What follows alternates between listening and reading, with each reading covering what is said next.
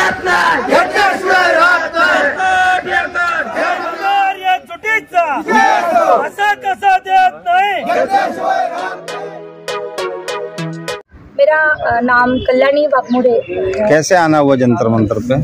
मैं उस बारामती से हूँ जी, जिस बारामती कॉन्स्टिट्यूशन में आज के पंतप्रधान महोदय नरेंद्र मोदी जी, इन्होंने बारामती में आश्वासन दिया था, सोलापुर डिस्ट्रिक्ट में आश्वासन दिया था। 10 साल हो गए लेकिन धनगर समाज को अभी तक न्याय मिला नहीं।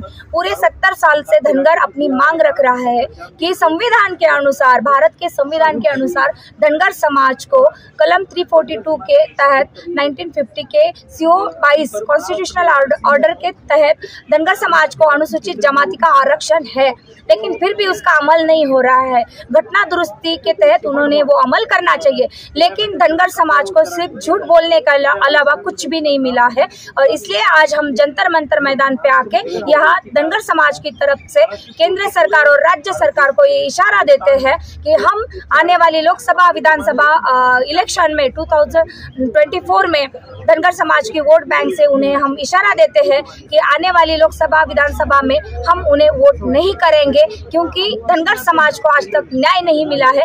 हमारी यही मांग है कि उन्होंने जल्द से जल्द हमें ST के प्रमाण पत्र देने चाहिए। मैं ये कह रहा हूँ, अगर आप लोगों की 2024 में मांग नहीं पूरी होगी तो वोट का चोट भी करेंगे क्या? जरूर, हम धनगर समाज की तरफ से उन्हें बहुत सारा वोट बैंक 2014 में दिया। हमारे पूर्व मुख्यमंत्री देवेंद्र जी फडणवीस, उन्होंने भी बारामती में आके यही आश्वासन दिया था कि पहली कैबिनेट में आरक्षण अमल करेंगे, लेकिन वो हुआ नहीं। इसलिए आज हमें ये कहना पड़ता है कि हमारी राज्य सरकार तो गूंगी, बहरी और अंधी हो चुकी है। इसलिए हमें केंद्र सरकार को आके ये बताना पड़ रहा है कि राज्य सरकार को आप आदेश दे, निर्देश दे कि धनगर समाज महाराष्ट्र में जो है अभी भी पिछड़े वर्ग में बहुत हालांकि की जीवन में रह रहा है, उसको न्याय देना आपका कर्तव्य है। और भारत का संविधान सर्वश्रेष्ठ है, उस संविधान का आप अवमान ना करें। इसलिए माननीय हमारे पहले मुख्यमंत्री देवेंद्र फडणवीस और पंतप्रधान नरेंद्र भाई मोदी जी से हमारा आवेदन है कि जल्द से जल्द धनगर समाज को न्याय दिया जाए। आपने कभी महाराष्ट्र सरकार से या वहाँ के राज्यपाल से ये सूचना दे, अपने समुदाय की बातों पहुँचाने की कोशिश की कभी? हाँ, मैंने अभी तक नागपुर, मुंबई, बारामती, पुणे, पंढरपुर ऐसी जगह पे आंदोलन किया। राज्यपाल महोदय को भी अभी 30 अक्टूबर को हमारा एक निवेदन गया। 30 अक्टूबर को आजाद मैदान पे हमने एक निषेध आंदोलन किया, काले झंडे दिखाकर वहाँ पे निषेध आंदोलन किया, क्योंकि महाराष्ट्र की सरकार सिर्फ हमें आश्वासन दे रही है और कुछ भी नहीं दे रही। आपका पार्लियामेंट मेंबर जो आपके इलाके के, उनसे आपका समुदाय कभी जाके मिला, आपका डेलीगेशन? हाँ, बहुत बार हम लोगों ने उनको भी आवेदन दिया है। हमारी आवाज उठाओ, पार्लियामेंट का सेशन चल रहा है, हमारी समुदाय की आवाज उठाओ, हमारे को आरक्षण दिलाओ। हाँ, उनको भी हमने आवेदन भेजा है, उनको भी एप्लीकेशन भेज रखी थी कि इस सेशन में उसका लक्ष्यवेधी धनगर आरक्षण के ऊपर लक्ष्यवेधी लेकर चर्चा हो, डिस्कशन हो और उस पे अमल होना जरूरी है। आपकी मुख्य मांगे क्या क्या है, विवरण तरीके से बताइए। हमारी प्रमुख मांग तो यही है कि पूरे भारतवर्ष में जो भी धनगर समाज है वो अलग अलग जगह पे पाल, बघेल, गडरिया, महाराष्ट्र में धनगर, कर्नाटक में कुरुमा बोला जाता है। किसी किसी राज्य में SC का सर्टिफिकेट है, लेकिन संविधान के अनुसार ST का सर्टिफिकेट मिलना जरूरी है। जैसे बिहार, झारखंड और ओडिशा में केंद्र सरकार ने उनको धनगर जो हुआ था वो धनगर करके घटना दुरुस्ती की है, लेकिन महाराष्ट्र की सरकार जानबूझ के सिर्फ वोट बैंक लेने के लिए धनगर समाज को झूठ बोलती है। मैं कह रहा हूँ, सरकार को क्या संदेश देंगे इस जंतर मंतर की धरती से केंद्र सरकार को?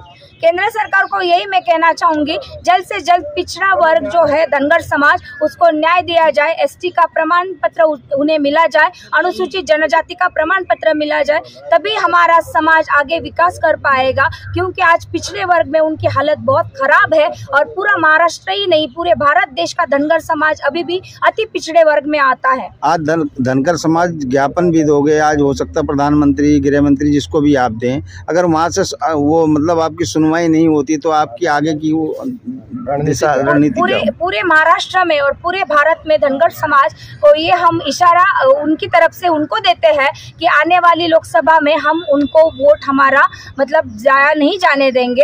और वोट बैंक जो हमने 2014 में उनको दी थी उनके झूठे आश्वासन की वजह से।